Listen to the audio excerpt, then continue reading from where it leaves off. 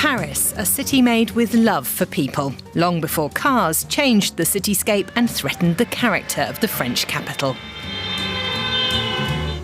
Now Parisians are taking their city back. The world is watching Paris during the Olympic Games, and its people have tasked the energetic mayor, Anne Hidalgo, with making the city more livable. If we take place away from cars, we also reduce air pollution. Giving more space to nature, more space to people, and less space to cars. But the attempt to ban cars from the city polarizes Parisians. Removing all cars from Paris is not the solution. It won't work.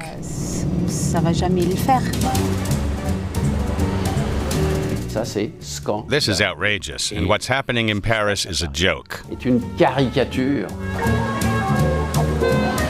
Of course, you can have some resistances sometimes with people who have their habits and they want to keep their habits. In the name of ecology, in the name of health, in the name of saving the planet, what we decide is what's going to happen. Radical change is coming fast to Paris, usually adopted by referendums. Exceptional measures for exceptional situations. The planet's burning, and we in Paris have decided not to stand idly by. They take those radical solutions, and then, well, we'll see what happens. And the Summer Olympics are just around the corner, a global stage and the big test for sustainable Paris. Could it be a role model for other big cities? This is much more a perturbation.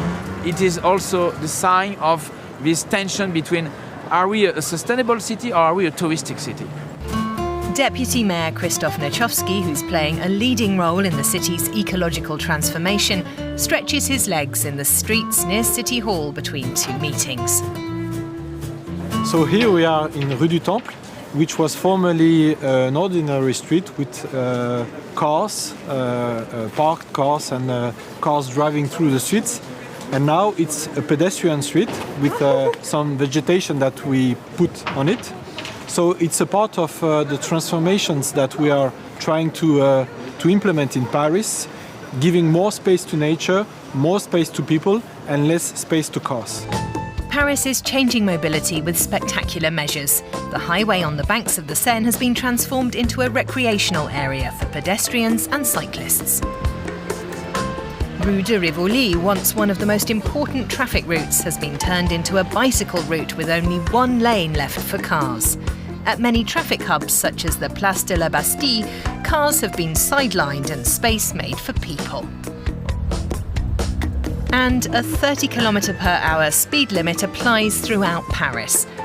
Exemplary measures, but they don't please everyone. Lawyer Eric de Caumont is now focused on supporting the interests of motorists.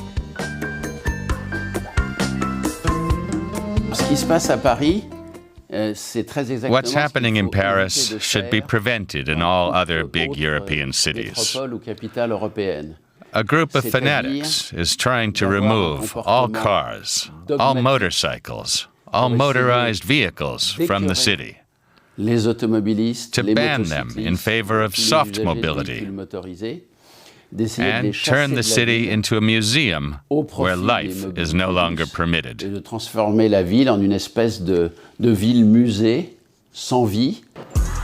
Nicolas Sabogi, the France correspondent for a major German newspaper, wants to find out whether mobility in Paris can be a role model for other major cities in Europe. Yes and no, rather not, or not yet. I mean, the vision is clear, and the vision is shared by, I would say, the majority. But the problem is, of course, when it comes to the details, when it comes to the real technical questions. Didier Renou rides his motorcycle from a Parisian suburb to work in the city centre. Not only have parking spaces for cars been drastically reduced and parking fees increased, for the past year and a half, motorcycles with combustion engines have also had to pay €3 an hour to park. This infuriates Renou. When you live 20 or 30 kilometers out of Paris, you have to use a personal vehicle because you don't have public transportations useful to go to work. People living in Paris don't need any vehicle because in Paris, the public transports are okay.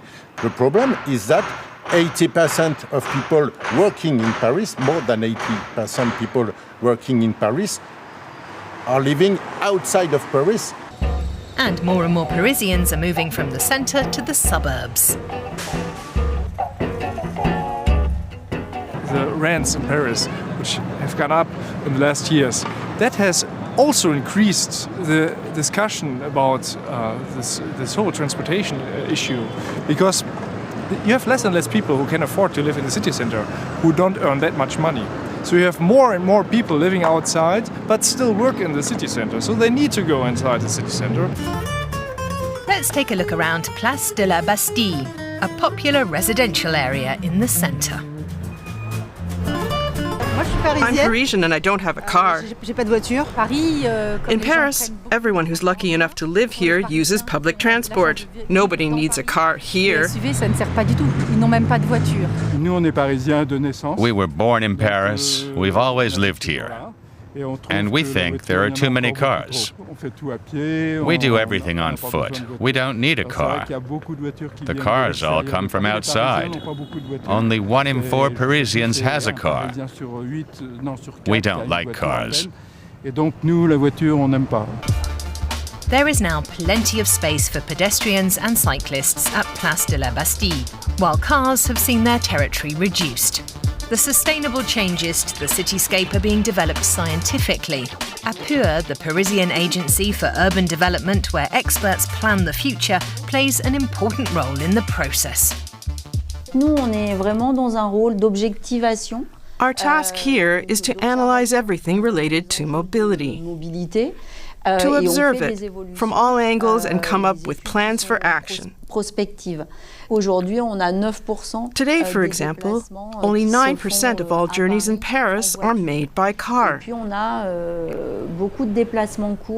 61% of all journeys made are shorter than 1 kilometer.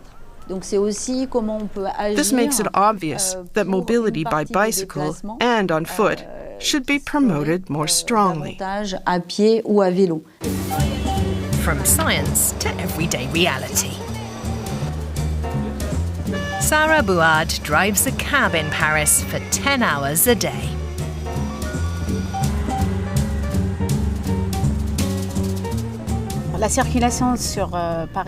Traffic in Paris is a big problem. It's getting worse and worse. There are too many cars, too many trucks, which is understandable because there is work to be done all over the city.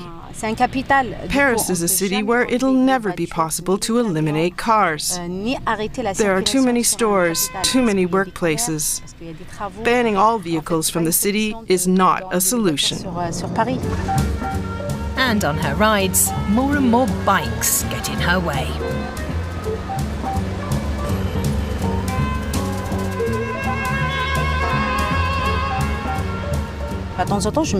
Sometimes I'm boxed in by 2 bikes, one on the left, one on the right. I'm afraid I'll hit them. If I want to avoid the one on the left, I get too close to the one on the right. And they come at warp speed and don't obey the traffic rules. And sometimes they drive in our bus and cab lane, and a lot of accidents happen there. I've seen terrible accidents. Nevertheless, cyclists are enjoying their newfound freedom on the streets of the French metropolis.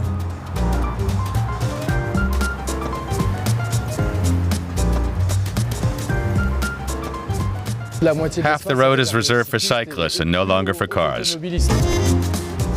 No one knows the cycle paths in Paris better than bicycle activist Altis. He keeps a close eye on changes that affect cyclists and documents them on social media. Here we are in Rivoli, and you can see now all of this place is for riding by bike. And they start by adding this little lane, and after they expand to this place. So now it's a very nice place to ride. The Place de la République is also a paradise for cyclists and pedestrians. On the former traffic circle, there is now only one lane at the edge left for cars. Alexandre Legendre works for a French automobile club, but in the centre of Paris, even she always walks. When you are a pedestrian here, you have to deal with bikes, trottinettes, Deliveroo's, Uber bikes, whatever, and you have to be very, very careful when you are a pedestrian here. When you have a bicycle, you have the feeling that you're going to save the planet because you don't have CO2 emissions, you don't have particles, and the problem is that you do whatever you want. Here I am a pedestrian, and I have never been so much in danger as a pedestrian. Arnaud Passalacqua arrives here by bike, of course. As a professor of urban development at Gustave Eiffel University, he's working on solutions for sustainable mobility in Paris. But he's not yet satisfied. It is striking that the context of new mobilities, which could be a way to be more peaceful, it is not exactly what is produced by this new frame. In fact, the new frame produces new violence, could we say, or situation of disease between people walking and people biking. And you've got also the violence against the bad car drivers or motor drivers. And motorists' tempers are also running high when Rue Lafayette, one of the most important thoroughfares, simply grinds to a halt at rush hour. Because bicycles have absolute priority here.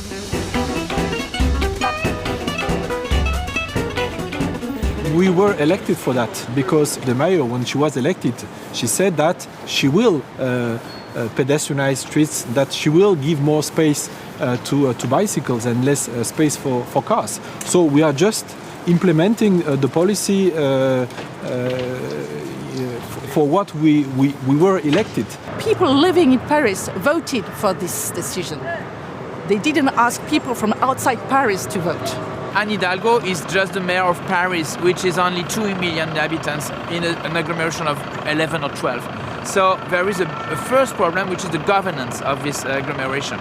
Policy on mobility can only affect the territory of Paris. So there is this problem of governance which is not solved. The Île-de-France region, a conurbation of 10 million inhabitants that surrounds the city of Paris, is governed by a Conservative party. Forward-looking transport projects like suburban railroad lines, which would connect the region with the centre of Paris, are not being implemented as quickly here as in the capital. That's why people like Didier Renou, who live in the suburbs, still depend on motorcycles. In the city of Paris, where only 2 million people live, the socialist Anne Hidalgo and her Green Coalition partners have given absolute priority to bicycles. This fuels heated debates. We should always look at an overall point of view and not just the point of view of some individuals. In the name of ecology, in the name of health, in the name of saving the planet, what we decide is what's going to happen. These politicians are completely out of touch. They've lost themselves in their doctrines. They're terrible dogmatists. They demonize the majority of French people, the common and poor people who don't have the means to buy sustainable cars, and blame them for the destruction of the environment on this planet. And that's shocking. Backed by a referendum, Anne Hidalgo also ensured that large cars, such as SUVs, will soon have to pay €18 per hour to park in the city centre. A decision that's causing additional tensions.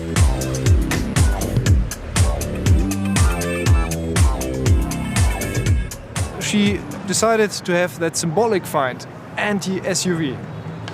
And that's something that creates, as we say in German, bad blood. SUVs versus bicycles, an ideologically heated discussion. But Arnaud Passalacqua doesn't want to hear any more about it. The solution to the problem of mobility are not to find in the mobility system. They are first to find in the way we have organized, or we will organize the city, the jobs, the localization of jobs, the price of real estate, and this is the first field of work is in these topics, and not on mobility system themselves. And the way the goal of this policy would be to reduce the journey between work and homes. This is exactly what urban planner Carlos Moreno is already working on. Together with the city administration, he's developed the 15-minute city concept. Many mini-centres are to be created in Paris, where people can reach everything they need to live within 15 minutes. We have identified 6 functions that make up the core of the 15-minute city: living, working, shopping, education, medical care, and recreation. And if you can reach all of this in a quarter of an hour by bike or on foot, i.e. without CO2 emissions, then we have happy citizens. Work on the visionary concept has already begun. For example, the streets around schools, which are an important part of a 15-minute city, have been closed to traffic and converted into small parks. The 15-minute city, which is a motto of Anne Hidalgo and Carlos Moreno in Paris. And the problem is, it could be a very sustainable way of life, the 15-minute cities, but how can we afford such a place with a high density, with a lot of services, with a lot of jobs, with a lot of money too? The balance between what happens outside and what happens inside is not very satisfactory on my point of view. The 15-minute city for some of the people is the 1 hour and 30 minutes city for other people, I would say. Urban planner Carlos Moreno is also in close contact with architect Philippe Chamberetta. He has been commissioned by the city of Paris to give the Avenue des Champs-Élysées, the historic axis between Place de la Concorde and Arc de Triomphe, a new look.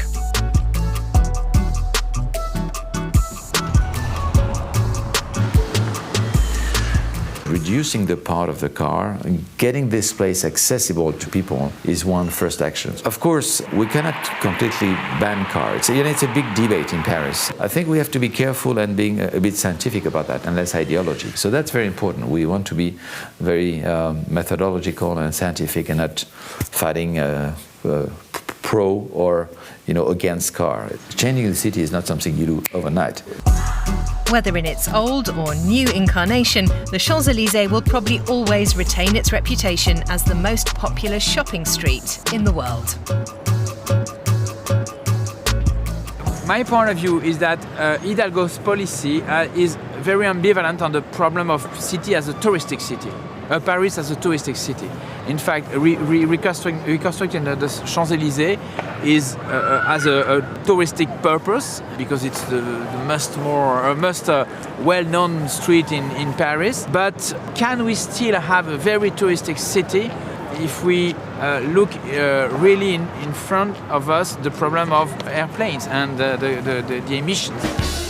Many tourists will also come to the Olympic Games, which will take place in Paris in the summer of 2024. Even the city's bid promised environmentally friendly games in the heart of the city with an ecological mobility concept. A wide range of adjustments have been implemented to make the Olympic Games sustainable.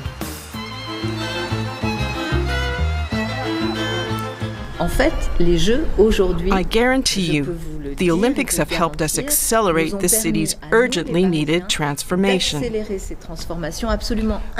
the Olympics, we would need 20 years instead of just 10 to achieve this transformation, which is becoming increasingly necessary due to climate change.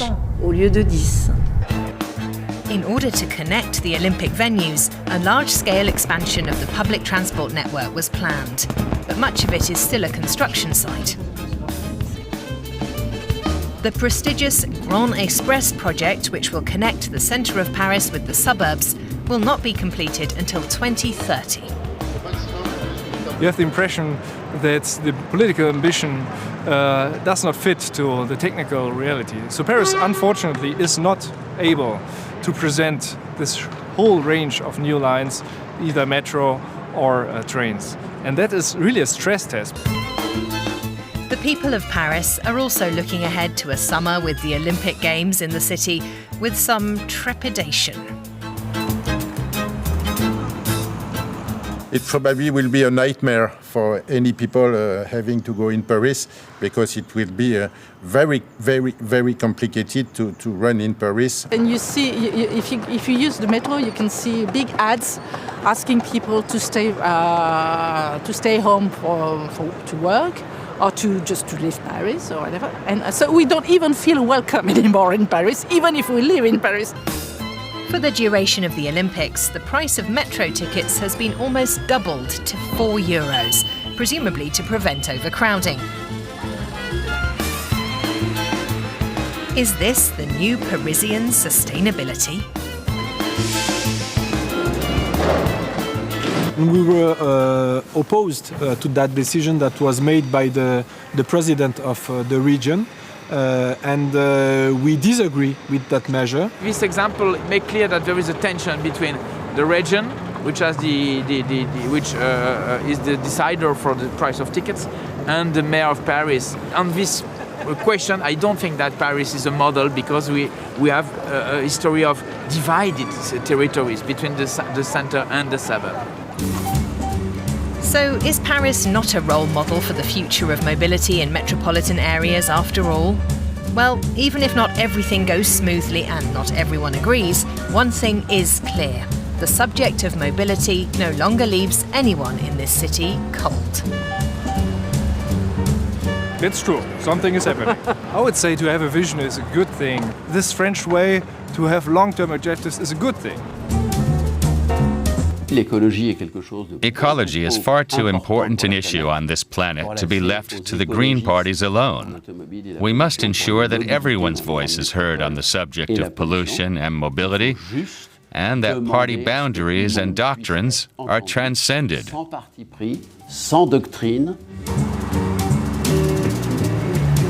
Can we live in the cities that were built in the 20th century, or do we need to adapt our cities to the 21st century and to the challenges that we will face? It is probably possible in the future, but not right now. We have to change with a progression, not change brutally like they try to do in Paris. What we also ask is a better way to teach people how to live together, how to drive, how to use the bikes, the mopeds, whatever. And cities all over the world can learn something from this. In Paris, mobility has become an issue that's being passionately discussed. And at some point, the right solutions will hopefully be found. What do you think? Leave us a comment below. And don't forget to subscribe to our channel.